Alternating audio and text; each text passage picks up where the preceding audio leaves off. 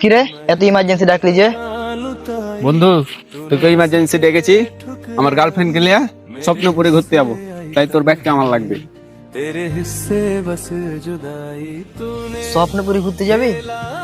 হ বন্ধু, আমার ফ্যামিলি থেকে কেউ যদি তোরা ফোন দেয় তাহলে বলবি আমি তোর সাথে আছি, আর আমার অন্য বন্ধুরাও যদি তোরা ফোন দেয় বলে তাহলে বলবি আমি তোর সাথে ঘুরতে আসছি।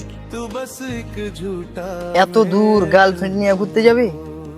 যদি কোনো সমস্যায় পড়িস? আরে কোনো সমস্যা হবে না, তোর বাইকটা দিবি কিনা এটা বল। আমি কি তোকে কোনোদিন না করছি? লে ধর, আর আমাকে একটা প্রশ্নের উত্তর দে তো। তোর আবার ফের কি প্রশ্ন? তোর তো বন্ধু বান্ধবের অভাব নেই, এত বন্ধু বান্ধব থাকার পরও তোর পার্সোনাল কথাগুলো আমার কাছে শেয়ার করেছে। আমি তো তোর ক্ষতির কারণ হতে পারি।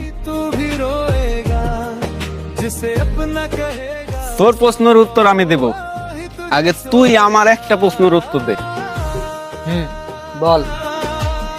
তোরও তো অনেক বন্ধু বান্ধব আছে, তোর ব্যাগটা চাইলে তো কাউরে দিস না, অথচ আমি যদি একবার চাই তুই তো একটা বড় না করিস না।